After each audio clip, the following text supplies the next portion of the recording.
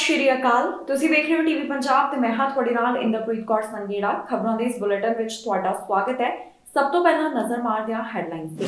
Clean shave ਨਿਯਮ ਕਾਰਨ 100 ਸਿੱਖਾਂ ਦੀ ਗਈ ਨੌਕਰੀ, ਦੁਬਾਰਾ ਨੌਕਰੀ ਬਹਾਲ ਕਰਨ ਦੇ ਹੁਕਮ ਹੋਏ ਜਾਰੀ। 24 ਮਿਲੀਅਨ ਡਾਲਰ ਦਾ ਨਸ਼ਾ ਤੇ ਨਕਦੀ ਬਰਾਮਦ, 5 ਜਾਣਿਆਂ ਤੇ ਪੁਲਿਸ ਦੀ ਕਾਰਵਾਈ। ਸਰੀ ਦੇ ਹੋਟਲ ਵਿੱਚ ਚੱਲੀਆਂ ਗੋਲੀਆਂ, ਗੋਲੀ ਲੱਗਣ ਕਾਰਨ ਇੱਕ ਦੀ ਮੌਤ। ਖਰਾਬ ਹੋਏ 13.6 ਮਿਲੀਅਨ ਐਸਟ੍ਰੋਜੈਨਿਕਾ ਟੀਕੇ, ਹੁਣ ਇਹਨਾਂ ਟੀਕਿਆਂ ਨੂੰ ਸੁੱਟਣ ਦੀ ਗੱਲ ਆਈ ਸਾਹਮਣੇ। ਕਲੀਨ ਸ਼ੇਵ ਨਿਯਮ ਕਾਰਨ 100 ਸਿੱਖ ਸਿਕਿਉਰਿਟੀ ਗਾਰਡ ਦੀ ਨੌਕਰੀ ਚਲੀ ਗਈ। ਜੀ ਹਾਂ, ਇਹ ਮਾਮਲਾ ਸਾਹਮਣੇ ਆਉਣ ਤੋਂ ਬਾਅਦ ਇਸ ਦਾ ਵੱਡੇ ਪੱਧਰ ਉੱਪਰ ਵਿਰੋਧ ਹੋਇਆ, ਜਿਸ ਤੋਂ ਬਾਅਦ ਸਿਟੀ ਆਫ ਟੋਰਾਂਟੋ ਵੱਲੋਂ ਇਹ ਆਦੇਸ਼ ਜਾਰੀ ਕਰ ਦਿੱਤੇ ਗਏ ਨੇ ਕਿ ਇਹਨਾਂ 100 ਸਿੱਖਾਂ ਨੂੰ ਵਾਪਸ ਨੌਕਰੀ ਤੇ ਬੁਲਾਇਆ ਜਾਵੇ ਤੇ ਨਾਲ ਹੀ ਮੁਆਵਜ਼ਾ ਦੇਣ ਦੀ ਵੀ ਗੱਲ ਉਹਨਾਂ ਵੱਲੋਂ ਕਹੀ ਜਾ ਰਹੀ ਹੈ। ਹੁਣ ਇਹ ਨੌਕਰੀ ਜਾਣ ਦਾ ਕੀ ਹੈ ਪੂਰਾ ਮਾਮਲਾ, ਕਿਸ ਨਿਯਮ ਦੀ ਗੱਲ ਕੀਤੀ ਗਈ ਹੈ, ਸਾਰੀ ਡਿਟੇਲ ਤੁਹਾਡੇ ਨਾਲ ਇਸ ਖਬਰ ਵਿੱਚ ਸਾਂਝੀ ਕਰਾਂਗੇ।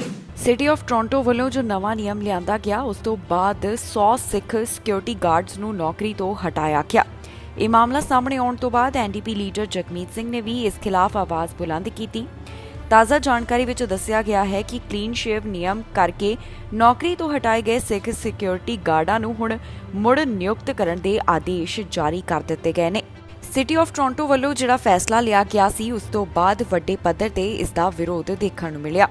ਸਿਟੀ ਆਫ ਟੋਰਾਂਟੋ ਵੱਲੋਂ ਕੰਟਰੈਕਟਰਸ ਨੂੰ ਨਿਰਦੇਸ਼ ਜਾਰੀ ਕੀਤੇ ਜਾ ਰਹੇ ਹਨ ਕਿ ਕਲੀਨ ਸ਼ੇਵ ਨਿਯਮ ਕਰਕੇ ਜਿਹੜੇ ਵੀ ਸਿੱਖ ਸਿਕਿਉਰਿਟੀ ਗਾਰਡਾਂ ਦੀ ਨੌਕਰੀ ਖਤਮ ਕੀਤੀ ਗਈ ਹੈ, ਉਹਨਾਂ ਨੂੰ ਮੁੜ ਨਿਯੁਕਤ ਕੀਤਾ ਜਾਵੇ। ਵਰਲਡ ਸਿੱਖ ਆਰਗੇਨਾਈਜੇਸ਼ਨ ਵੱਲੋਂ ਵੀ ਇਸ ਬਾਰੇ ਸ਼ਿਕਾਇਤ ਕੀਤੀ ਗਈ ਕਿ ਧਾਰਮਿਕ ਕਾਰਨਾਂ ਕਰਕੇ ਦਾੜੀ ਰੱਖਣ ਵਾਲੇ ਮੁਲਾਜ਼ਮਾਂ ਨੂੰ ਟੋਰਾਂਟੋ ਸਿਟੀ ਦੇ ਸਿਕਿਉਰਿਟੀ ਗਾਰਡ ਕੰਟਰੈਕਟਰ ਬਣਦੀ ਵਿਵਸਥਾ ਨਹੀਂ ਕਰ ਰਹੇ, ਜੋ ਕਿ N95 ਮਾਸਕ ਨਹੀਂ ਪਹਿਨ ਸਕਦੇ। ਪਬਲਿਕ ਹੈਲਥ ਦੀ ਸ਼ਰਤ ਮੁਤਾਬਕ ਕੋਵਿਡ ਆਊਟਬ੍ਰੇਕ ਨਾਲ ਜੂਝ ਰਹੇ ਹੋਮਲੈਸ ਸ਼ੈਲਟਰਸ ਵਿੱਚ ਕੰਮ ਕਰਨ ਵਾਲੇ ਸਿਕਿਉਰਿਟੀ ਗਾਰਡਸ ਨੂੰ N95 ਮਾਸਕ ਪਹਿਨਣਾ ਜ਼ਰੂਰੀ ਹੈ। ਸੋਮਵਾਰ ਨੂੰ ਇਸ ਬਾਰੇ ਇੱਕ ਰਿਲੀਜ਼ ਜਾਰੀ ਕੀਤੀ ਗਈ, ਜਿਸ ਵਿੱਚ ਸਿਟੀ ਨੇ ਦੱਸਿਆ ਕਿ ਕੰਟਰੈਕਟਰਾਂ ਨੂੰ ਨਿਰਦੇਸ਼ ਜਾਰੀ ਕੀਤੇ ਗਏ ਹਨ ਕਿ ਉਹ ਧਾਰਮਿਕ ਆਧਾਰ ਤੇ ਨਿਯਮਾਂ ਤੋਂ ਛੋਟ ਲੈਣ ਵਾਲੇ ਮੁਲਾਜ਼ਮਾਂ ਦੀ ਅਰਜ਼ੀ ਸਵੀਕਾਰ ਕਰਨ ਅਤੇ ਨੌਕਰੀ ਤੋਂ ਹਟਾਏ ਗਏ ਮੁਲਾਜ਼ਮਾਂ ਨੂੰ ਤੁਰੰਤ ਬਹਾਲ ਕੀਤਾ ਜਾਵੇ। ਸਿਟੀ ਵੱਲੋਂ ਦੱਸਿਆ ਗਿਆ ਕਿ ਜਾਂਚ ਦੌਰਾਨ ਸਿਟੀ ਪ੍ਰਸ਼ਾਸਨ ਕਾਨੂੰਨੀ ਆਪਸ਼ਨ ਦੀ ਤਲਾਸ਼ ਕਰੇਗਾ, ਜਿਸ ਵਿੱਚ ਕਿਸੇ ਕੰਟਰੈਕਟਰ ਦੇ ਸਿਟੀ ਦੀ ਨੀਤੀ ਜਾਂ ਮਨੁੱਖੀ ਅਧਿਕਾਰ ਕਾਨੂੰਨ ਦੀ ਉਲੰਘਣਾ ਪਾਈ ਜਾਣ ਤੇ ਕੰਟਰੈਕਟ ਰੱਦ ਵੀ ਹੋ ਸਕਦਾ ਹੈ। ਇਹ ਮਾਮਲਾ ਸਾਹਮਣੇ ਆਉਣ ਤੋਂ ਬਾਅਦ ਵਰਲਡ ਸਿੱਖ ਆਰਗੇਨਾਈਜੇਸ਼ਨ ਵੱਲੋਂ ਮੰਗ ਕੀਤੀ ਗਈ ਕਿ ਇਸ ਤਰ੍ਹਾਂ ਦੇ ਨਿਯਮ ਬਦਲੇ ਜਾਣ।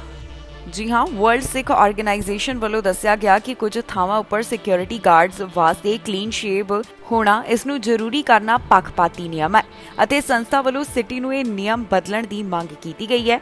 ਆਰਗੇਨਾਈਜੇਸ਼ਨ ਨੇ ਸਿਟੀ ਨੂੰ ਮੰਗ ਕੀਤੀ ਕਿ ਉਹ ਆਪਣੇ ਕੰਟਰੈਕਟਰਸ ਨੂੰ ਆਦੇਸ਼ ਦੇਣ ਕਿ ਉਹ ਕਲੀਨ ਸ਼ੇਵ ਨਿਯਮਾਂ ਕਰਕੇ ਨੌਕਰੀ ਤੋਂ ਹਟਾਏ ਗਏ ਸਿੱਖ ਗਾਰਡਾਂ ਨੂੰ ਤੁਰੰਤ ਨੌਕਰੀ ਤੇ ਵਾਪਸ ਬੁਲਾਉਣ ਤੇ ਉਹਨਾਂ ਨੂੰ ਮੁਆਵਜ਼ਾ ਵੀ ਦਿੱਤਾ ਜਾਵੇ।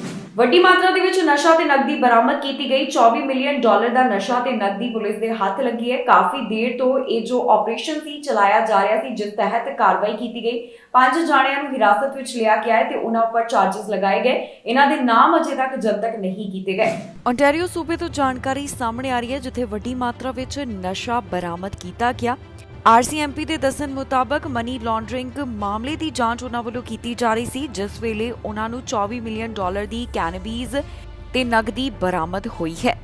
ਪੁਲਿਸ ਦੇ ਦੱਸਣ ਮੁਤਾਬਕ ਇਸ ਮਾਮਲੇ ਦੇ ਸੰਬੰਧ ਵਿੱਚ ਉਹਨਾਂ ਵੱਲੋਂ 5 ਲੋਕਾਂ ਨੂੰ ਚਾਰਜ ਕੀਤਾ ਗਿਆ, ਜਿਨ੍ਹਾਂ ਉੱਪਰ ਡਰੱਗ ਟ੍ਰੈਫਿਕਿੰਗ ਅਤੇ ਮਨੀ ਲਾਂਡਰਿੰਗ ਦੇ ਮਾਮਲੇ ਵਿੱਚ ਚਾਰजेस ਲਗਾਏ ਗਏ ਨੇ। ਪੁਲਿਸ ਦੇ ਦੱਸਣ ਮੁਤਾਬਕ ਉਹਨਾਂ ਵੱਲੋਂ 4 ਸਾਲਾਂ ਤੋਂ ਗ੍ਰੇਟਰ ਟੋਰਾਂਟੋ ਹੈਮਿਲਟਨ ਏਰੀਆ ਤੇ ਨਾਇਗਰਾ ਰੀਜਨ ਵਿੱਚ ਜਾਂਚ ਪੜਤਾਲ ਕੀਤੀ ਜਾ ਰਹੀ ਸੀ। ਹੈਮਿਲਟਨ ਨਾਇਗਰਾ RCMP ਵੱਲੋਂ ਜੋ ਜਾਣਕਾਰੀ ਦਿੱਤੀ ਗਈ, ਉਸ ਵਿੱਚ ਦੱਸਿਆ ਗਿਆ ਕਿ 30,000 ਉਹਨਾਂ ਵੱਲੋਂ ਕੈਨੇਬੀਜ਼ ਪਲਾਂਟ ਹਾਸਲ ਕੀਤੇ ਗਏ ਨੇ। ਇਸ ਤੋਂ ਇਲਾਵਾ ਉਹਨਾਂ ਦੇ ਹੱਥ 1 ਮਿਲੀਅਨ ਡਾਲਰ ਨਕਦੀ ਵੀ ਲੱਗੀ ਹੈ। ਇਹ ਬਰਾਮਦਗੀ ਉਹਨਾਂ ਵੱਲੋਂ 3 ਗ੍ਰੇਟਰ ਟੋਰਾਂਟੋ ਏਰੀਆ ਦੇ ਘਰਾਂ ਤੋਂ ਕੀਤੀ ਗਈ ਹੈ। ਪੁਲਿਸ ਵੱਲੋਂ ਸਾਂਝੀ ਕੀਤੀ ਗਈ ਜਾਣਕਾਰੀ ਮੁਤਾਬਕ 2017 ਵਿੱਚ ਜੋ ਇਸ ਤਰ੍ਹਾਂ ਦਾ ਮਾਮਲਾ ਸਾਹਮਣੇ ਆਇਆ ਸੀ, ਉਸ ਤੋਂ ਬਾਅਦ ਹੀ ਉਹਨਾਂ ਵੱਲੋਂ ਜਾਂਚ ਪੜਤਾਲ ਸ਼ੁਰੂ ਕਰ ਦਿੱਤੀ ਗਈ। ਇਸ ਦੌਰਾਨ ਉਹਨਾਂ ਹੱਥ 8,000 ਪਾਊਂਡ ਕੈਨੇਬੀਜ਼ ਲੱਗੀ ਸੀ। ਆਫੀਸਰਸ ਦਾ ਕਹਿਣਾ ਹੈ ਕਿ 5 ਲੋਕਾਂ ਉੱਪਰ ਉਹਨਾਂ ਵੱਲੋਂ ਕਾਰਵਾਈ ਕੀਤੀ ਗਈ ਹੈ, ਜੋ ਇਸ ਤਰ੍ਹਾਂ ਦੇ ਮਾਮਲੇ ਨੂੰ ਅੰਜਾਮ ਦੇ ਰਹੇ ਸਨ। ਫਿਲਹਾਲ ਜਿਨ੍ਹਾਂ ਉੱਪਰ ਕਾਰਵਾਈ ਕੀਤੀ ਗਈ ਹੈ, ਉਹਨਾਂ ਦੇ ਨਾਮ ਅਜੇ ਤੱਕ ਜਨਤਕ ਨਹੀਂ ਕੀਤੇ ਗਏ, ਪਰ ਇਹ ਜ਼ਰੂਰ ਸਪਸ਼ਟ ਕੀਤਾ ਗਿਆ ਹੈ ਕਿ ਇਹਨਾਂ ਉੱਪਰ ਕਈ ਤਰ੍ਹਾਂ ਦੇ ਚਾਰजेस ਲਗਾਏ ਜਾ ਚੁੱਕੇ ਨੇ। ਹੁਣ ਇਸ ਮਾਮਲੇ ਦੇ ਸੰਬੰਧ ਵਿੱਚ ਵਧੇਰੇ ਜਾਂਚ ਪੜਤਾਲ ਕੀਤੀ ਜਾ ਰਹੀ ਹੈ, ਜਿਸ ਤੋਂ ਬਾਅਦ ਬਾਕੀ ਦੀ ਜਾਣਕਾਰੀ ਸਾਂਝੀ ਕੀਤੀ ਜਾਵੇਗੀ। ਸਰੀ ਦੇ ਹੋਟਲ ਦੇ ਪਾਰਕਿੰਗ ਲਾਟ ਵਿੱਚ ਗੋਲੀਆਂ ਚੱਲੀਆਂ। ਗੋਲੀ ਲੱਗਣ ਕਾਰਨ ਇੱਕ ਦੀ ਮੌਤ ਹੋ ਗਈ। ਪੁਲਿਸ ਮਾਮਲੇ ਦੀ ਜਾਂਚ ਪੜਤਾਲ ਕਰ ਰਹੀ ਹੈ। ਪੀੜਤ ਦਾ ਨਾਮ ਅਜੇ ਉਹਨਾਂ ਵੱਲੋਂ ਜਨਤਕ ਨਹੀਂ ਕੀਤਾ ਗਿਆ। ਮਾਮਲੇ ਦੀ ਕਾਰਵਾਈ ਜਾਰੀ ਹੈ। ਮਾਮਲਾ ਸਰੀ ਤੋਂ ਸਾਹਮਣੇ ਆਇਆ, ਜਿੱਥੇ ਪਾਰਕਿੰਗ ਲਾਟ ਵਿੱਚ ਦਿਨ ਦਿਹਾੜੇ ਗੋਲੀਆਂ ਚੱਲੀਆਂ। ਗੋਲੀ ਲੱਗਣ ਕਾਰਨ ਇੱਕ ਵਿਅਕਤੀ ਦੀ ਮੌਤ ਹੋ ਗਈ।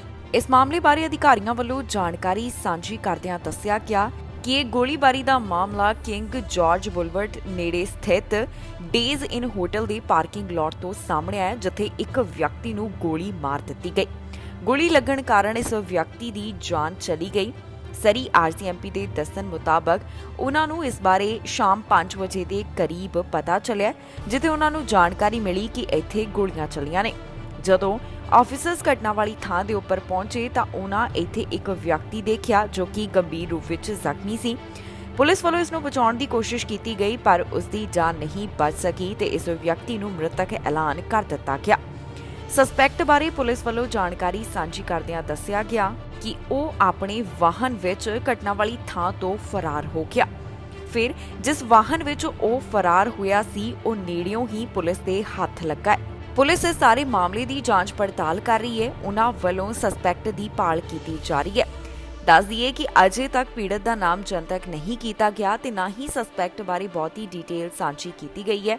ਪੁਲਿਸ ਦਾ ਕਹਿਣਾ ਹੈ ਕਿ ਮਾਮਲੇ ਦੀ ਵਧੇਰੇ ਜਾਂਚ ਪੜਤਾਲ ਜਾਰੀ ਹੈ, ਜਿਸ ਤੋਂ ਬਾਅਦ ਬਾਕੀ ਦੀ ਅਪਡੇਟ ਉਹਨਾਂ ਵੱਲੋਂ ਸਾਂਝੀ ਕੀਤੀ ਜਾਵੇਗੀ। ਹੈਲਥ ਕੈਨੇਡਾ ਵੱਲੋਂ ਜਾਣਕਾਰੀ ਦਿੱਤੀ ਗਈ ਹੈ ਕਿ ਬਹੁਤ ਸਾਰੇ ਵੈਕਸੀਨ ਅਜਿਹੇ ਨੇ ਜਿਨ੍ਹਾਂ ਦੀ ਮਿਆਦ ਲੰਘ ਚੁੱਕੀ ਹੈ ਤੇ ਉਹ ਖਰਾਬ ਹੋ ਚੁੱਕੇ ਨੇ। ਇਹ ਜਾਣਕਾਰੀ ਐਸਟ੍ਰਾਜੈਨੇਕਾ ਟੀਕੇ ਬਾਰੇ ਦੱਸੀ ਜਾ ਰਹੀ ਹੈ। 13 ਮਿਲੀਅਨ ਤੋਂ ਵੱਧ ਟੀਕੇ ਅਜਿਹੇ ਨੇ ਜਿਨ੍ਹਾਂ ਦੀ ਮਿਆਦ ਮੁੱਕ ਗਈ ਤੇ ਹੁਣ ਉਹਨਾਂ ਨੂੰ ਸੁੱਟ ਦਿੱਤਾ ਜਾਵੇਗਾ। ਕੈਨੇਡਾ ਵਿੱਚ ਪਈਆਂ ਐਸਟ੍ਰਾਜੈਨੇਕਾ ਵੈਕਸੀਨ ਡੋਜ਼ਸ ਖਰਾਬ ਹੋ ਗਈਆਂ ਨੇ। ਇਹਨਾਂ ਅੱਧੇ ਤੋਂ ਵੱਧ ਐਸਟ੍ਰਾਜੈਨੇਕਾ ਦੀਆਂ ਵੈਕਸੀਨ ਡੋਜ਼ਸ ਨੂੰ ਹੁਣ ਸੁੱਟਣਾ ਪੈ ਸਕਦਾ ਹੈ, ਕਿਉਂਕਿ ਇਹਨਾਂ ਦੀ ਮਿਆਦ ਖਤਮ ਹੋ ਚੁੱਕੀ ਹੈ। ਜਾਣਕਾਰੀ ਮੁਤਾਬਕ 13.6 ਮਿਲੀਅਨ ਡੋਜ਼ਸ ਜਿਨ੍ਹਾਂ ਦੀ ਮਿਆਦ ਖਤਮ ਹੋ ਚੁੱਕੀ ਹੈ, ਉਹਨਾਂ ਨੂੰ ਹੁਣ ਸੁੱਟਿਆ ਜਾਵੇਗਾ। ਕੋਵਿਡ-19 ਵੈਕਸੀਨ ਬਾਰੇ ਜੋ ਤਾਜ਼ਾ ਜਾਣਕਾਰੀ ਸਾਹਮਣੇ ਆਈ, ਉਸ ਵਿੱਚ ਦੱਸਿਆ ਗਿਆ ਕਿ ਕੈਨੇਡਾ ਵਿੱਚ ਅੱਧੇ ਤੋਂ ਵੱਧ ਪਈਆਂ ਐਸਟ੍ਰਾਜੈਨੇਕਾ ਵੈਕਸੀਨ ਦੀਆਂ ਡੋਜ਼ਸ ਐਕਸਪਾਇਰ ਹੋ ਗਈਆਂ ਨੇ, ਜਿਸ ਕਾਰਨ ਉਹਨਾਂ ਨੂੰ ਸੁੱਟਿਆ ਜਾਵੇਗਾ।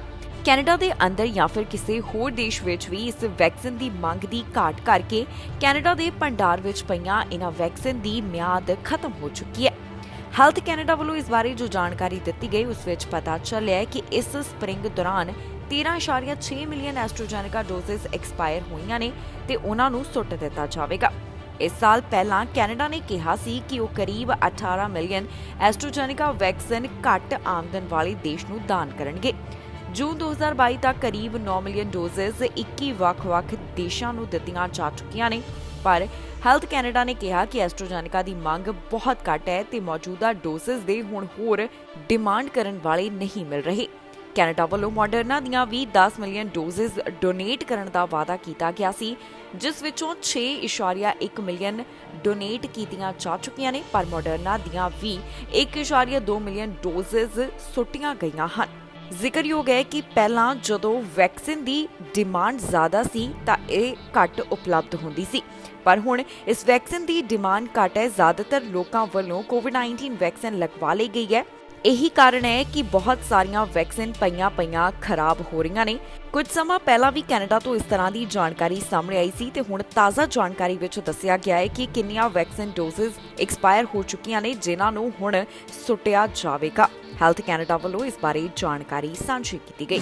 ਵਾਹਨ ਹਾਦਸੇ ਵਿੱਚ 3 ਦੀ ਮੌਤ ਹੋ ਗਈ। ਇਹਨਾਂ 3 ਵਿੱਚ ਇੱਕ ਬੱਚੀ ਵੀ ਸ਼ਾਮਲ ਦੱਸੀ ਜਾ ਰਹੀ ਹੈ। ਪੁਲਿਸ ਮਾਮਲੇ ਦੀ ਜਾਂਚ ਪੜਤਾਲ ਕਰ ਰਹੀ ਹੈ, ਪਰ ਉਹਨਾਂ ਵੱਲੋਂ ਅਜੇ ਪੀੜਤਾਂ ਦੇ ਨਾਮ ਜਨਤਕ ਨਹੀਂ ਕੀਤੇ ਗਏ। ਮਾਮਲੇ ਦੀ ਵਧੇਰੇ ਕਾਰਵਾਈ ਜਾਰੀ ਹੈ। ਨੋਵਾ ਸਕੋਸ਼ੀਆ ਵਿੱਚ ਇੱਕ ਹਾਦਸਾ ਵਾਪਰਿਆ। ਹਾਦਸੇ ਵਿੱਚ 3 ਦੀ ਮੌਤ ਹੋ ਗਈ। ਇਹਨਾਂ ਤਿੰਨਾਂ ਵਿੱਚ 1 ਸਾਲ ਦੀ ਬੱਚੀ ਵੀ ਸ਼ਾਮਲ ਦੱਸੀ ਜਾ ਰਹੀ ਹੈ, ਜਿਸ ਨੇ ਹਾਦਸੇ ਵਿੱਚ ਆਪਣੀ ਜਾਨ ਗਵਾ ਦਿੱਤੀ। ਨੋਵਾ ਸਕੋਸ਼ੀਆ ਵੱਲੋਂ ਇਸ ਹਾਦਸੇ ਬਾਰੇ ਡਿਟੇਲ ਸਾਂਝੀ ਕੀਤੀ ਗਈ ਹੈ, ਜਿੱਥੇ ਉਹਨਾਂ ਦੱਸਿਆ ਕਿ ਹਾਈਵੇ 103 ਤੇ ਸਿੰਗਲ ਵਹੀਕਲ ਕ੍ਰੈਸ਼ ਹੋਇਆ, ਜਿਸ ਵਿੱਚ 3 ਜਾਣਿਆਂ ਦੀ ਮੌਤ ਹੋ ਗਈ। ਆਰਸੀਐਮਪੀ ਦੇ ਦੱਸਣ ਮੁਤਾਬਕ ਇਹ ਮਾਮਲਾ 3:30 ਦੇ ਕਰੀਬ ਸਾਹਮਣੇ ਆਇਆ। ਆਫੀਸਰਸ ਦੇ ਦੱਸਣ ਮੁਤਾਬਕ ਹਾਦਸੇ ਦਾ ਸ਼ਿਕਾਰ ਹੋਣ ਵਾਲੀ ਵਾਹਨ ਵਿੱਚ 3 ਯਾਤਰੀ ਸਵਾਰ ਸਨ। ਇਹਨਾਂ ਵਿੱਚ 42 ਸਾਲਾ ਔਰਤ, 17 ਸਾਲਾ ਲੜਕਾ ਤੇ 1 ਸਾਲਾ ਲੜਕੀ ਸ਼ਾਮਿਲ ਦੱਸੀ ਗਈ ਹੈ, ਜਿਨ੍ਹਾਂ ਦੀ ਘਟਨਾ ਵਾਲੀ ਥਾਂ ਦੇ ਉੱਪਰ ਹੀ ਮੌਤ ਹੋ ਗਈ। ਗੱਡੀ ਨੂੰ ਚਲਾਉਣ ਵਾਲੀ 38 ਸਾਲਾ ਔਰਤ ਜ਼ਖਮੀ ਹਾਲਤ ਵਿੱਚ ਪਾਈ ਗਈ, ਜਿਸ ਨੂੰ ਹਸਪਤਾਲ ਵਿੱਚ ਭਰਤੀ ਕਰਵਾਇਆ ਗਿਆ। ਪੁਲਿਸ ਦਾ ਕਹਿਣਾ ਹੈ ਕਿ ਇਸ ਔਰਤ ਨੂੰ ਗੰਭੀਰ ਸੱਟਾਂ ਆਈਆਂ ਨੇ। ਫਿਲਹਾਲ ਇਹ ਸਪਸ਼ਟ ਨਹੀਂ ਹੋ ਸਕਿਆ ਕਿ ਇਹ ਹਾਦਸਾ ਇੱਥੇ ਕਿਸ ਤਰ੍ਹਾਂ ਵਾਪਰਿਆ। ਹਾਦਸੇ ਦੇ ਕਾਰਨ ਪਤਾ ਲਗਾਉਣ ਦੀ ਲਗਾਤਾਰ ਕੋਸ਼ਿਸ਼ ਕੀਤੀ ਜਾ ਰਹੀ ਹੈ। ਫਿਲਹਾਲ ਪੀੜਤਾਂ ਦੇ ਨਾਮ ਵੀ ਅਜੇ ਤੱਕ ਪੁਲਿਸ ਵੱਲੋਂ ਜਨਤਕ ਨਹੀਂ ਕੀਤੇ ਗਏ। ਉਨ੍ਹਾਂ ਵੱਲੋਂ ਇਸ ਮਾਮਲੇ ਦੀ ਵਧੇਰੇ ਜਾਂਚ ਪੜਤਾਲ ਜਾਰੀ ਹੈ, ਜਿਸ ਤੋਂ ਬਾਅਦ ਬਾਕੀ ਦੀ ਜਾਣਕਾਰੀ ਉਨ੍ਹਾਂ ਵੱਲੋਂ ਸਾਂਝੀ ਕੀਤੀ ਜਾਵੇਗੀ। ਇੱਕ ਬੱਸ ਹਾਦਸੇ ਦਾ ਸ਼ਿਕਾਰ ਹੋਣ ਬਾਰੇ ਜਾਣਕਾਰੀ ਸਾਹਮਣੇ ਆ ਰਹੀ ਹੈ, ਜਿਸ ਵਿੱਚ ਕਈ ਵਿਦਿਆਰਥੀ ਸਵਾਰ ਸਨ। ਪਤਾ ਚੱਲਿਆ ਕਿ ਹਾਦਸਾ ਵਾਪਰਨ ਤੋਂ ਬਾਅਦ ਇੱਕ ਬੱਚੀ ਦੀ ਜਾਨ ਚਲੀ ਗਈ। ਉਸਦੇ ਜਮਾਤੀਆਂ ਵੱਲੋਂ ਬੱਚੀ ਨੂੰ ਬਚਾਉਣ ਦੀ ਕੋਸ਼ਿਸ਼ ਕੀਤੀ ਗਈ। ਜ਼ਖਮੀ ਹਾਲਤ ਵਿੱਚ ਉਸ ਨੂੰ ਹਸਪਤਾਲ ਭਰਤੀ ਕਰਵਾਇਆ ਗਿਆ, ਪਰ ਉਸ ਦੀ ਜਾਨ ਨਹੀਂ ਬਚ ਸਕੀ। ਬ੍ਰਿਟਿਸ਼ ਕੋਲੰਬੀਆ ਹਾਈਵੇ ਉੱਪਰ ਹਾਦਸਾ ਵਾਪਰਿਆ, ਜਿੱਥੇ ਇੱਕ ਵਿਦਿਆਰਥੀ ਦੀ ਮੌਤ ਹੋ ਗਈ। ਪੁਲਿਸ ਵੱਲੋਂ ਇਸ ਮਾਮਲੇ ਬਾਰੇ ਜਾਣਕਾਰੀ ਸਾਂਝੀ ਕੀਤੀ ਗਈ, ਜਿੱਥੇ ਦੱਸਿਆ ਗਿਆ ਹੈ ਕਿ 18 ਸਾਲਾ ਲੜਕੀ ਦੀ ਹਾਦਸੇ ਵਿੱਚ ਮੌਤ ਹੋ ਗਈ। ਜਾਣਕਾਰੀ ਮੁਤਾਬਕ ਹਾਈਵੇ 3A ਦੇ ਉੱਪਰ ਜਿਹੜਾ ਹਾਦਸਾ ਵਾਪਰਿਆ, ਉੱਥੇ ਬ੍ਰਿਟਿਸ਼ ਕੋਲੰਬੀਆ ਟ੍ਰਾਂਜ਼ਿਟ ਬੱਸ ਇੱਕ ਕੁਰੀਅਰ ਵੈਨ ਨਾਲ ਟਕਰਾ ਗਈ, ਜਿਸ ਤੋਂ ਬਾਅਦ ਬੱਚੀ ਦੀ ਮੌਤ ਹੋਣ ਦੇ ਬਾਰੇ ਦੱਸਿਆ ਜਾ ਰਿਹਾ ਹੈ। ਦੱਸ ਦਈਏ ਕਿ ਇਹ ਘਟਨਾ 4:30 ਦੇ ਕਰੀਬ ਸਾਹਮਣੇ ਆਈ, ਜਿੱਥੇ ਕੁਝ ਵਿਦਿਆਰਥੀ ਕਿਊਬੈਕ ਤੋਂ ਬੱਸ ਵਿੱਚ ਜਾ ਰਹੇ ਸਨ। ਬੱਸ ਵਿੱਚ 16 ਵਿਦਿਆਰਥੀ ਸਵਾਰ ਹੋਣ ਦੇ ਬਾਰੇ ਦੱਸਿਆ ਗਿਆ। ਜਦੋਂ ਹਾਦਸਾ ਵਾਪਰਿਆ ਤਾਂ 18 ਸਾਲ ਦੀ ਇੱਕ ਬੱਚੀ ਦੀ ਮੌਤ ਹੋ ਗਈ। ਇਸ ਬੱਚੀ ਦੇ ਜਮਾਤੀਆਂ ਵੱਲੋਂ ਉਸ ਨੂੰ ਬਚਾਉਣ ਦੀ ਕੋਸ਼ਿਸ਼ ਕੀਤੀ ਗਈ। ਉਨ੍ਹਾਂ ਵੱਲੋਂ ਇਸ ਬੱਚੀ ਨੂੰ ਫਰਸਟ ਏਡ ਵੀ ਦਿੱਤੀ ਗਈ। ਬਾਅਦ ਵਿੱਚ ਉਸ ਨੂੰ ਹਸਪਤਾਲ ਵਿੱਚ ਭਰਤੀ ਕਰਵਾਇਆ ਗਿਆ, ਪਰ ਇੱਥੇ ਉਸ ਦੀ ਜਾਨ ਨਹੀਂ ਬਚ ਸਕੀ ਤੇ ਬੱਚੀ ਨੂੰ ਮ੍ਰਿਤਕ ਐਲਾਨ ਕਰ ਦਿੱਤਾ ਗਿਆ। ਆਰਸੀਐਮਪੀ ਵੱਲੋਂ ਦੱਸਿਆ ਗਿਆ ਕਿ ਕੁਰੀਅਰ ਵੈਨ ਦਾ ਡਰਾਈਵਰ ਮੌਕੇ ਵਾਲੀ ਥਾਂ ਦੇ ਉੱਪਰ ਹੀ ਮੌਜੂਦ ਸੀ ਤੇ ਉਹਨਾਂ ਵੱਲੋਂ ਇਸ ਸੰਬੰਧ ਵਿੱਚ ਜਾਂਚ ਪੜਤਾਲ ਕੀਤੀ ਜਾ ਰਹੀ ਹੈ। ਇਸ ਮਾਮਲੇ ਦੇ ਬਾਰੇ ਬ੍ਰਿਟਿਸ਼ ਕੋਲੰਬੀਆ ਦੇ ਪ੍ਰੀਮੀਅਰ ਜੌਨ ਹੌਰਗਨ ਵੀ ਬੋਲੇ ਨੇ, ਜਿੱਥੇ ਉਹਨਾਂ ਵੱਲੋਂ ਇਸ ਬਾਰੇ ਆਪਣੇ ਵਿਚਾਰ ਸਾਂਝੇ ਕੀਤੇ ਗਏ। ਹੁਣ ਆਰਸੀਐਮਪੀ ਵੱਲੋਂ ਇਸ ਸੰਬੰਧ ਵਿੱਚ ਜਾਂਚ ਪੜਤਾਲ ਕੀਤੀ ਜਾ ਰਹੀ ਹੈ। ਉਹਨਾਂ ਦਾ ਕਹਿਣਾ ਹੈ ਕਿ ਜੇਕਰ ਕਿਸੇ ਨੂੰ ਵੀ ਇਸ ਬਾਰੇ ਕੋਈ ਜਾਣਕਾਰੀ ਹੋਵੇ ਤਾਂ 2503545180 ਦੇ ਉੱਪਰ ਕਾਲ ਕਰਕੇ ਉਹਨਾਂ ਨਾਲ ਜਾਣਕਾਰੀ ਸਾਂਝੀ ਕੀਤੀ ਜਾ ਸਕਦੀ ਹੈ। ਫਿਲਹਾਲ ਅਜੇ ਤੱਕ ਪੀੜਤ ਦਾ ਨਾਮ ਜਨਤਕ ਨਹੀਂ ਕੀਤਾ ਗਿਆ। ਸਿਰਫ ਇਹੀ ਦੱਸਿਆ ਗਿਆ ਕਿ ਜਿਸ ਬੱਚੀ ਦੀ ਮੌਤ ਹੋਈ ਹੈ ਉਸ ਦੀ ਉਮਰ 18 ਸਾਲ ਦੇ ਕਰੀਬ ਸੀ। ਸਰੀ ਦੇ ਇੱਕ ਸਕੂਲ ਤੋਂ ਅਜਿਹਾ ਮਾਮਲਾ ਸਾਹਮਣੇ ਹੈ, ਜਿੱਥੇ ਚਾਕੂ ਨਾਲ ਇੱਕ ਵਿਦਿਆਰਥੀ ਤੇ ਹਮਲਾ ਕੀਤਾ ਗਿਆ। 2 ਟੀਨੇਜਰਸ ਨੂੰ ਇਸ ਮਾਮਲੇ ਦੇ ਸੰਬੰਧ ਵਿੱਚ ਹਿਰਾਸਤ 'ਚ ਲਿਆ ਗਿਆ ਹੈ। ਦੱਸਿਆ ਜਾ ਰਿਹਾ ਹੈ ਕਿ ਜਿਸ ਵਿਦਿਆਰਥੀ ਤੇ ਚਾਕੂ ਨਾਲ ਹਮਲਾ ਕੀਤਾ ਗਿਆ ਉਸ ਨੂੰ ਹਸਪਤਾਲ ਵਿੱਚ ਭਰਤੀ ਕਰਵਾਇਆ ਗਿਆ ਸੀ। ਪੁਲਿਸ ਵੱਲੋਂ ਹੁਣ ਤੱਕ ਇਸ ਬਾਰੇ ਕੀ ਅਪਡੇਟ ਦਿੱਤੀ ਗਈ ਹੈ, ਤੁਹਾਨੂੰ ਇਸ ਖਬਰ ਵਿੱਚ ਦੱਸਾਂਗੇ। ਸਰੀ ਹਾਈ ਸਕੂਲ ਤੋਂ ਸ਼ੁਰੇਬਾਜ਼ੀ ਦਾ ਮਾਮਲਾ ਸਾਹਮਣੇ ਆਇਆ, ਜਿੱਥੇ ਇੱਕ ਟੀਨੇਜਰ ਉੱਪਰ ਚਾਕੂ ਨਾਲ ਹਮਲਾ ਕੀਤਾ ਗਿਆ। ਇਸ ਹਮਲੇ ਤੋਂ ਬਾਅਦ ਟੀਨੇਜਰ ਗੰਭੀਰ ਰੂਪ ਵਿੱਚ ਜ਼ਖਮੀ ਦੱਸਿਆ ਜਾ ਰਿਹਾ ਹੈ। ਪੁਲਿਸ ਵੱਲੋਂ ਹੁਣ ਤੱਕ ਇਸ ਮਾਮਲੇ ਬਾਰੇ ਜਿਹੜੀ ਜਾਣਕਾਰੀ ਸਾਹਮਣੇ ਆਈ ਹੈ ਉਹ ਜਨਤਕ ਕੀਤੀ ਗਈ। ਦੱਸਿਆ ਜਾ ਰਿਹਾ ਹੈ ਕਿ ਸਰੀ ਹਾਈ ਸਕੂਲ ਵਿੱਚ ਸ਼ੁਰੇਬਾਜ਼ੀ ਦੀ ਘਟਨਾ ਵਿੱਚ ਉਹਨਾਂ ਵੱਲੋਂ 2 ਜਾਣਿਆਂ ਨੂੰ ਹਿਰਾਸਤ ਵਿੱਚ ਲਿਆ ਗਿਆ। ਇਹਨਾਂ ਦੋਨਾਂ ਦੀ ਗ੍ਰਿਫਤਾਰੀ ਇਸ ਕਾਰਨ ਹੋਈ ਹੈ ਕਿਉਂਕਿ ਉਹਨਾਂ ਵੱਲੋਂ ਇੱਕ ਟੀਨੇਜਰ ਉੱਪਰ ਚਾਕੂ ਨਾਲ ਹਮਲਾ ਕੀਤਾ ਗਿਆ, ਜੋ ਇਸ ਸਮੇਂ ਹਸਪਤਾਲ ਵਿੱਚ ਹੈ ਤੇ ਉਸ ਦੀ ਹਾਲਤ ਗੰਭੀਰ ਦੱਸੀ ਜਾ ਰਹੀ ਹੈ। ਆਰਸੀਐਮਪੀ ਦਾ ਕਹਿਣਾ ਹੈ ਕਿ ਇਹ ਮਾਮਲਾ 4 ਵਜੇ ਦੇ ਕਰੀਬ 64 ਐਵੀਨਿਊ ਦੇ 13200 ਬਲਾਕ ਦੇ ਨੇੜਿਓਂ ਸਾਹਮਣੇ ਆਇਆ। ਉਹਨਾਂ ਦਾ ਕਹਿਣਾ ਹੈ ਕਿ ਚਾਕੂ ਲੱਗਣ ਕਾਰਨ 16 ਸਾਲ ਦਾ ਇੱਕ ਲੜਕਾ ਜ਼ਖਮੀ ਹੋਇਆ, ਜਿਸ ਨੂੰ ਹਸਪਤਾਲ ਵਿੱਚ ਭਰਤੀ ਕਰਵਾਇਆ ਗਿਆ। ਇਸ ਸਮੇਂ ਇਸ ਟੀਨੇਜਰ ਦਾ ਇਲਾਜ ਚੱਲ ਰਿਹਾ ਹੈ। ਕਾਰਵਾਈ ਕਰਦਿਆਂ ਪੁਲਿਸ ਵੱਲੋਂ 2 ਸਸਪੈਕਟ ਨੂੰ ਹਿਰਾਸਤ ਵਿੱਚ ਲਿਆ ਗਿਆ, ਜਿਨ੍ਹਾਂ ਦੀ ਉਮਰ 17 ਅਤੇ 16 ਸਾਲ ਦੇ ਕਰੀਬ ਦੱਸੀ ਜਾ ਰਹੀ ਹੈ। ਇਨਵੈਸਟੀਗੇਟਰਸ ਦਾ ਮੰਨਣਾ ਹੈ ਕਿ ਇੱਥੇ ਲੜਾਈ 2 ਜਾਣਿਆਂ ਵਿਚਕਾਰ ਹੋਈ ਸੀ, ਜਿਨ੍ਹਾਂ ਵਿਚਕਾਰ ਇਹ ਝਗੜਾ ਹੋਇਆ ਉਹ ਇੱਕ ਦੂਸਰੇ ਨੂੰ ਜਾਣਕਾਰ ਦੱਸੇ ਗਏ ਨੇ। ਇਹਨਾਂ ਵਿੱਚੋਂ ਹੀ ਇੱਕ ਉੱਪਰ ਚਾਕੂ ਨਾਲ ਹਮਲਾ ਕੀਤਾ ਗਿਆ। ਮਾਉਂਟੀਜ਼ ਦਾ ਕਹਿਣਾ ਹੈ ਕਿ ਉਹਨਾਂ ਵੱਲੋਂ ਇਸ ਮਾਮਲੇ ਦੇ ਸੰਬੰਧ ਵਿੱਚ ਜਾਂਚ ਪੜਤਾਲ ਕੀਤੀ ਜਾ ਰਹੀ ਹੈ। ਦੱਸ ਦਈਏ ਕਿ ਅਜੇ ਪੀੜਤ ਦਾ ਨਾਮ ਜਨਤਕ ਨਹੀਂ ਕੀਤਾ ਗਿਆ ਤੇ ਨਾ ਹੀ ਸਸਪੈਕਟ ਦੀ ਪਹਿਚਾਣ ਸਾਂਝੀ ਕੀਤੀ ਗਈ ਹੈ। ਸਿਰਫ ਉਹਨਾਂ ਦੀ ਉਮਰ ਬਾਰੇ ਹੀ ਪੁਲਿਸ ਨੇ ਡੀਟੇਲ ਦਿੱਤੀ। ਸਰੀ ਆਰਸੀਐਮਪੀ ਦਾ ਕਹਿਣਾ ਹੈ ਕਿ ਮਾਮਲੇ ਦੀ ਵਧੇਰੇ ਜਾਂਚ ਪੜਤਾਲ ਜਾਰੀ ਹੈ। ਜੇਕਰ ਕਿਸੇ ਨੂੰ ਵੀ ਇਸ ਬਾਰੇ ਕੋਈ ਜਾਣਕਾਰੀ ਹੋਵੇ ਤਾਂ ਉਹਨਾਂ ਨਾਲ 6045990502 ਦੇ ਉੱਪਰ ਕਾਲ ਕਰਕੇ ਜਾਣਕਾਰੀ ਸਾਂਝੀ ਕੀਤੀ ਜਾ ਸਕਦੀ ਹੈ। ਓਨਟਾਰੀਓ ਵਿੱਚ ਕੋਵਿਡ-19 ਵੈਕਸੀਨ ਨੂੰ ਲੈ ਕੇ ਖਾਸ ਮੰਗ ਕੀਤੀ ਜਾ ਰਹੀ ਹੈ। ਮੰਗ ਕੋਵਿਡ-19 ਵੈਕਸੀਨ ਦੇ ਚੌਥੇ ਟੀਕੇ ਤੇ ਦੂਸਰੇ ਬੂਸਟਰ ਡੋਜ਼ ਨਾਲ ਜੁੜੀ ਹੋਈ ਹੈ, ਜਿੱਥੇ ਕਿਹਾ ਜਾ ਰਿਹਾ ਹੈ ਕਿ 60 ਸਾਲ ਤੋਂ ਘੱਟ ਉਮਰ ਵਾਲਿਆਂ ਨੂੰ ਵੀ ਇਹ ਟੀਕਾ ਬੂਸਟਰ ਡੋਜ਼ ਆਫਰ ਕੀਤਾ ਜਾਣਾ ਚਾਹੀਦਾ ਹੈ। ਓਨਟਾਰੀਓ ਵਿੱਚ ਕੋਵਿਡ-19 ਵੈਕਸੀਨ ਦੇ ਚੌਥੇ ਟੀਕੇ ਨੂੰ ਲੈ ਕੇ ਇੱਕ ਖਾਸ ਮੰਗ ਕੀਤੀ ਜਾ ਰਹੀ ਹੈ। ਓਨਟਾਰੀਓ ਦੇ ਵਿੱਚ ਇਹ ਵੇਖਣ ਨੂੰ ਆਇਆ ਹੈ ਕਿ 60 ਸਾਲ ਤੋਂ ਘੱਟ ਉਮਰ ਵਾਲਿਆਂ ਨੂੰ ਅਜੇ ਕੋਵਿਡ-19 ਵੈਕਸੀਨ ਦਾ ਦੂਸਰਾ ਬੂਸਟਰ ਡੋਜ਼ ਯਾਨੀ ਕਿ ਚੌਥਾ ਟੀਕਾ ਲਗਵਾਉਣ ਵਾਸਤੇ ਨਹੀਂ ਕਿਹਾ ਜਾ ਰਿਹਾ। ਦੂਜੇ ਪਾਸੇ ਕਿਊਬੈਕ ਸੂਬੇ ਵੱਲੋਂ ਇਸ ਵੈਕਸੀਨ ਯਾਨੀ ਕਿ ਦੂਜੇ ਬੂਸਟਰ ਡੋਜ਼ ਨੂੰ ਹਾਸਲ ਕਰਨ ਦੀ ਐਲੀਜੀਬਿਲਟੀ ਨੂੰ ਵਧਾਇਆ ਗਿਆ ਹੈ। ਇਸ ਤਰ੍ਹਾਂ ਦੀ ਮੰਗ ਹੁਣ ਓਨਟਾਰੀਓ ਵਿੱਚ ਵੀ ਕੀਤੀ ਜਾ ਰਹੀ ਹੈ। ਦੱਸ ਦਈਏ ਕਿ ਨਵੇਂ ਵੇਰੀਐਂਟ ਨੂੰ ਧਿਆਨ ਵਿੱਚ ਰੱਖਦਿਆਂ ਹੀ ਇਹ ਮੰਗ ਕੀਤੀ ਜਾ ਰਹੀ ਹੈ ਕਿਉਂਕਿ ਕਾਫੀ ਥਾਵਾਂ ਦੇ ਉੱਪਰ ਇਸ ਕਾਰਨ ਮਾਮਲਿਆਂ ਵਿੱਚ ਵਾਧਾ ਦਰਜ ਕੀਤਾ ਜਾ ਰਿਹਾ ਹੈ। ਇਸ ਨਵੇਂ ਵੇਰੀਐਂਟ ਕਾਰਨ ਜੋ ਕੇਸਿਸ ਵਧ ਰਹੇ ਨੇ ਉਸ ਨੂੰ ਧਿਆਨ ਵਿੱਚ ਰੱਖਦਿਆਂ ਇਹ ਗੱਲ ਕਹੀ ਜਾ ਰਹੀ ਹੈ ਕਿ ਜਿਹੜੇ 60 ਸਾਲ ਤੋਂ ਘੱਟ ਉਮਰ ਵਾਲੇ ਨੇ ਉਹਨਾਂ ਨੂੰ ਵੀ ਕੋਵਿਡ-19 ਵੈਕਸੀਨ ਦਾ ਚੌਥਾ ਟੀਕਾ ਆਫਰ ਕੀਤਾ ਜਾਣਾ ਚਾਹੀਦਾ ਹੈ। ਵੈਕਸੀਨੇਸ਼ਨ ਬਾਰੇ ਓਨਟਾਰੀਓ ਤੋਂ ਜੋ ਜਾਣਕਾਰੀ ਸਾਹਮਣੇ ਆਈ ਹੈ ਉਸ ਵਿੱਚ ਦੱਸਿਆ ਗਿਆ ਹੈ ਕਿ ਦਸੰਬਰ 2020 ਤੋਂ ਲੈ ਕੇ ਹੁਣ ਤੱਕ ਓਨਟਾਰੀਓ ਵੱਲੋਂ 2.4 ਮਿਲੀਅਨ ਕੋਵਿਡ-19 ਡੋਜ਼ਸ ਲਗਾਈਆਂ ਗਈਆਂ ਨੇ। ਅਜੇ ਵੀ ਬਹੁਤ ਸਾਰੇ ਟੀਕੇ ਅਜਿਹੇ ਨੇ ਜਿਹੜੇ ਪਏ ਨੇ, ਉਹਨਾਂ ਨੂੰ ਵਰਤੋਂ ਵਿੱਚ ਲਿਆਉਣ ਦੀ ਵੀ ਗੱਲ ਕਹੀ ਜਾ ਰਹੀ ਹੈ। ਦੱਸ ਦਈਏ ਕਿ ਹਾਲ ਹੀ ਵਿੱਚ ਜਾਣਕਾਰੀ ਸਾਹਮਣੇ ਆਈ ਹੈ ਕਿ ਕੈਨੇਡਾ ਵਿੱਚ ਬਹੁਤ ਸਾਰੀਆਂ ਵੈਕਸੀਨ ਡੋਜ਼ਸ ਐਕਸਪਾਇਰ ਹੋ ਚੁੱਕੀਆਂ ਨੇ।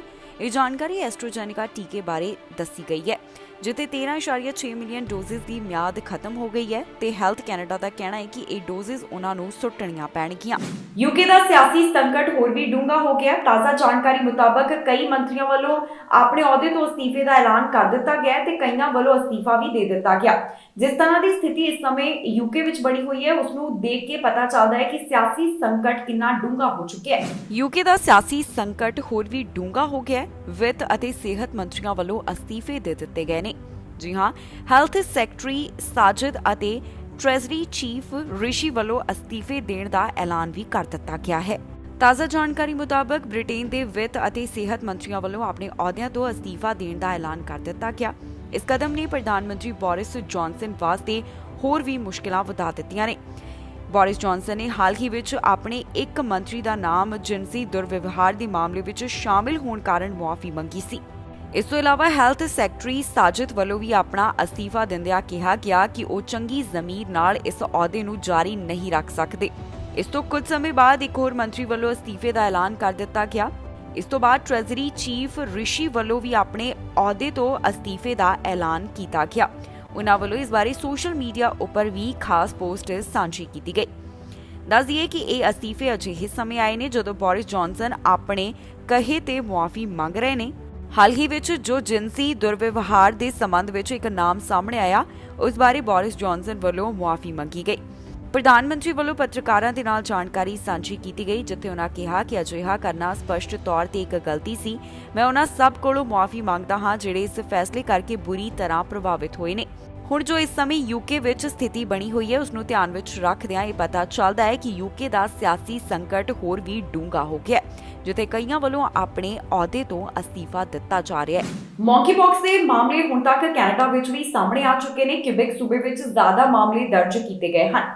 ਲਗਾਤਾਰ ਵੱਖ-ਵੱਖ ਦੇਸ਼ਾਂ ਵਿੱਚ ਇਹਨਾਂ ਮਾਮਲਿਆਂ ਦੀ ਪੁਸ਼ਟੀ ਹੋ ਰਹੀ ਹੈ। ਤਾਜ਼ਾ ਜਾਣਕਾਰੀ ਟੋਰਾਂਟੋ ਤੋਂ ਸਾਹਮਣੇ ਹੈ ਜਿੱਥੇ ਦੱਸਿਆ ਜਾ ਰਿਹਾ ਹੈ ਕਿ ਕਾਫੀ ਲੋਕਾਂ ਨੂੰ ਇਸ ਵਾਇਰਸ ਦੇ ਖਿਲਾਫ ਵੈਕਸੀਨ ਲਗਾ ਦਿੱਤੀ ਗਈ ਹੈ। ਮੌਂਕੀਪੌਕਸ ਵਾਇਰਸ ਦਾ ਫੈਲਾਅ ਕਈ ਦੇਸ਼ਾਂ ਵਿੱਚ ਹੋ ਚੁੱਕਿਆ ਹੈ। ਟੋਰਾਂਟੋ ਤੋਂ ਇਸ ਬਾਰੇ ਜੋ ਤਾਜ਼ਾ ਜਾਣਕਾਰੀ ਸਾਹਮਣੇ ਆਈ ਉਸ ਵਿੱਚ ਦੱਸਿਆ ਗਿਆ ਹੈ ਕਿ ਮੌਂਕੀਪੌਕਸ ਵੈਕਸੀਨ ਕਈ ਲੋਕਾਂ ਨੂੰ ਲਗਾਈ ਜਾ ਚੁੱਕੀ ਹੈ। ਇਸ ਦੀ ਕੁੱਲ ਗਿਣਤੀ 6000 ਦੱਸੀ ਗਈ ਜੋ ਵੈਕਸੀਨ ਟੋਰਾਂਟੋ ਵਾਸੀਆਂ ਨੂੰ ਲਗਾਈ ਗਈ ਹੈ। ਦਰਅਸਲ ਲੋਕਲ ਪਬਲਿਕ ਹੈਲਥ ਯੂਨਿਟ ਵੱਲੋਂ ਜਾਣਕਾਰੀ ਸਾਂਝੀ ਕੀਤੀ ਗਈ ਜਿੱਥੇ ਉਹਨਾਂ ਵੱਲੋਂ ਦੱਸਿਆ ਗਿਆ ਕਿ ਟੋਰਾਂਟੋ ਵਿੱਚ ਮੌਂਕੀਪੌਕਸ ਵਾਇਰਸ ਦੇ ਖਿਲਾਫ 6000 ਲੋਕਾਂ ਨੂੰ ਟੀਕਾ ਲਗਾਇਆ ਜਾ ਚੁੱਕਿਆ ਹੈ। ਇਹ ਵੈਕਸੀਨੇਸ਼ਨ ਮੈਟਰੋ ਹਾਲ ਅਤੇ ਕਲੋਵਰਡੇਲ ਮਾਲ ਵਿੱਚ ਕੀਤੀ ਜਾ ਰਹੀ ਹੈ। ਟੋਰਾਂਟੋ ਪਬਲਿਕ ਹੈਲਥ ਦੇ ਸਪੋਕਸਪਰਸਨ ਵੱਲੋਂ ਇਸ ਬਾਰੇ ਜਾਣਕਾਰੀ ਸਾਂਝੀ ਕੀਤੀ ਗਈ ਜਿੱਥੇ ਉਹਨਾਂ ਦੱਸਿਆ ਕਿ 5908 ਲੋਕਾਂ ਵੱਲੋਂ ਵੈਕਸੀਨ ਹਾਸਲ ਕਰ ਲਈ ਗਈ ਹੈ। ਇਸ ਵਾਇਰਸ ਬਾਰੇ ਕੈਨੇਡਾ ਤੋਂ ਜੋ ਡਾਟਾ ਸਾਹਮਣੇ ਆਇਆ ਉਸ ਵਿੱਚ ਦੱਸਿਆ ਗਿਆ ਹੈ ਕਿ ਕਈ ਮਾਮਲੇ ਹੁਣ ਤੱਕ ਇਸ ਵਾਇਰਸ ਨਾਲ ਜੁੜੇ ਹੋਏ ਸਾਹਮਣੇ ਆ ਚੁੱਕੇ ਨੇ। ਪਬਲਿਕ ਹੈਲਥ ਓਨਟਾਰੀਓ ਦੇ ਦੱਸਣ ਮੁਤਾਬਕ 77 ਕੇਸਿਸ ਦੀ ਪੁਸ਼ਟੀ ਉਹਨਾਂ ਦੇ ਸੂਬੇ ਵਿੱਚ ਹੋ ਚੁੱਕੀ ਹੈ। ਇਹ ਮਾਮਲੇ 20 ਮਈ ਤੋਂ 30 ਜੂਨ ਵਿਚਕਾਰ ਦਰਜ ਕੀਤੇ ਗਏ। ਟੋਰਾਂਟੋ ਵਿੱਚ ਇਸ ਤਰ੍ਹਾਂ ਦੇ ਕੇਸਿਸ 82% ਦੱਸੇ ਜਾ ਰਹੇ ਨੇ। ਜਿਹੜੇ ਮਾਮਲੇ ਸਾਹਮਣੇ ਆਏ ਉਹਨਾਂ ਵਿੱਚ 77% ਕੇਸ ਮੇਲਸ ਵਿੱਚ ਹਨ। ਇਸ ਤੋਂ ਇਲਾਵਾ ਵਿਸ਼ਵ ਸਿਹਤ ਸੰਗਠਨ ਵੱਲੋਂ ਵੀ ਲਗਾਤਾਰ ਮੌਂਕੀਪੌਕਸ ਵਾਇਰਸ ਬਾਰੇ ਜਾਣਕਾਰੀ ਸਾਂਝੀ ਕੀਤੀ ਜਾ ਰਹੀ ਹੈ ਤੇ ਆਮ ਲੋਕਾਂ ਨਾਲ ਇਸ ਬਾਰੇ ਡੀਟੇਲ ਵੀ ਦਿੱਤੀ ਜਾ ਰਹੀ ਹੈ। ਕੀ ਕਹਿਣਾ ਹੈ ਉਹਨਾਂ ਦਾ ਆਓ ਤੁਹਾਨੂੰ ਸੁਣਾਉਂਦੇ ਹਾਂ। While the emergency committee did not advise that the current outbreak represents a public health emergency of international concern, they acknowledged the emergency nature of the event and that controlling the further spread requires intense response efforts.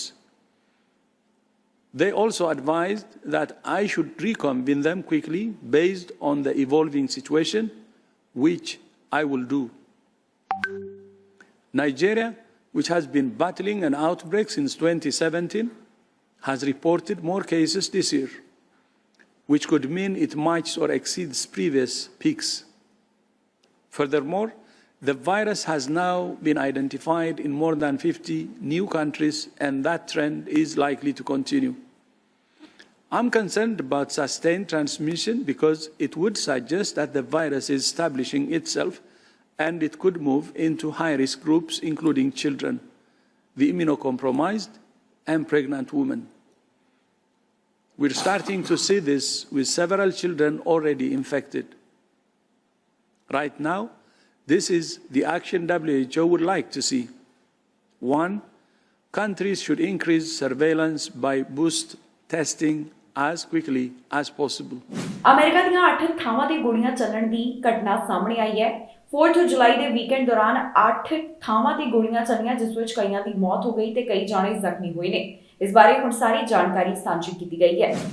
ਹਰ ਸਾਲ 4 ਜੁਲਾਈ ਦੇ ਮੌਕੇ ਤੇ America ਵਾਸੀ ਇਕੱਠੇ ਹੁੰਦੇ ਨੇ, parade ਵਿੱਚ ਸ਼ਾਮਿਲ ਹੁੰਦੇ ਨੇ, ਆਪਣੇ ਦੋਸਤਾਂ ਮਿੱਤਰਾਂ ਨਾਲ ਜਸ਼ਨ ਮਨਾਉਂਦੇ ਨੇ, ਪਟਾਕੇ ਚਲਾਉਂਦੇ ਨੇ। ਪਰ ਇਸ ਵਾਰ ਦੇ 4 ਜੁਲਾਈ ਦੇ ਵੀਕਐਂਡ ਦੌਰਾਨ ਹੋਰ ਵੀ ਕਾਫੀ ਕੁਝ ਹੋਇਆ। ਕਈ ਥਾਵਾਂ ਤੇ ਗੋਲੀਆਂ ਚੱਲੀਆਂ, ਜਿਸ ਵਿੱਚ ਕਈਆਂ ਦੀ ਮੌਤ ਹੋ ਗਈ ਤੇ ਵੱਡੀ ਗਿਣਤੀ ਲੋਕ ਜ਼ਖਮੀ ਹੋਏ ਨੇ।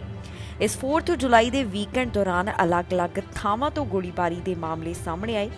ਸ਼ਿਕਾਗੋ ਦੇ ਹਾਈਲੈਂਡ ਪਾਰਕ ਤੋਂ ਇੱਕ ਅਜਿਹਾ ਮਾਮਲਾ ਸਾਹਮਣੇ ਆਇਆ ਜਿੱਥੇ ਪਰੇਡ ਦੌਰਾਨ ਆਮ ਲੋਕਾਂ ਉੱਪਰ ਇੱਕ ਸ਼ੂਟਰ ਵੱਲੋਂ ਤਾਬੜਤੋੜ ਗੋਲੀਆਂ ਚਲਾ ਦਿੱਤੀਆਂ ਗਈਆਂ।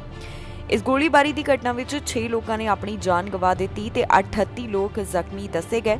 ਗਨਮੈਨ ਨੂੰ ਪੁਲਿਸ ਵੱਲੋਂ ਹਿਰਾਸਤ ਵਿੱਚ ਲਿਆ ਗਿਆ, ਜਿਸ ਬਾਰੇ ਹੁਣ ਤੱਕ ਕਈ ਖੁਲਾਸੇ ਹੋ ਚੁੱਕੇ ਨੇ। ਇਹ ਜਿਹੜਾ ਹਾਈਲੈਂਡ ਪਾਰਕ ਤੋਂ ਗੋਲੀਬਾਰੀ ਦਾ ਮਾਮਲਾ ਸਾਹਮਣੇ ਆਇਆ, 2022 ਦੌਰਾਨ ਯੂਐਸ ਦਾ ਇਹ 309ਵਾਂ ਮਾਸ ਸ਼ੂਟਿੰਗ ਦਾ ਮਾਮਲਾ ਦੱਸਿਆ ਜਾ ਰਿਹਾ ਹੈ। ਅਗਲਾ ਮਾਮਲਾ ਨਿਊਯਾਰਕ ਸ਼ਹਿਰ ਤੋਂ ਸਾਹਮਣੇ ਆਇਆ, ਜਿੱਥੇ ਗੋਲੀਬਾਰੀ ਦੀ ਘਟਨਾ ਵਿੱਚ 13 ਜਾਣਿਆਂ ਨੂੰ ਗੋਲੀ ਲੱਗੀ। ਗੋਲੀ ਲੱਗਣ ਕਾਰਨ 3 ਜਾਣਿਆਂ ਦੀ ਮੌਤ ਹੋ ਗਈ। ਅਗਲੀ ਘਟਨਾ ਕੰਸਾਸ ਸ਼ਹਿਰ ਤੋਂ ਸਾਹਮਣੇ ਆਈ, ਜਿੱਥੇ ਗੋਲੀਆਂ ਚੱਲੀਆਂ। ਗੋਲੀ 6 ਲੋਕਾਂ ਨੂੰ ਲੱਗੀ ਹੈ। ਇਸ ਸ਼ਹਿਰ ਤੋਂ 3 ਅਲੱਗ-ਅਲੱਗ ਗੋਲੀਬਾਰੀ ਦੇ ਮਾਮਲੇ ਦਰਜ ਕੀਤੇ ਗਏ। ਰਿਚਮੰਡ ਵਰਜੀਨੀਆ ਵਿੱਚ ਵੀ ਗੋਲੀਆਂ ਚੱਲੀਆਂ।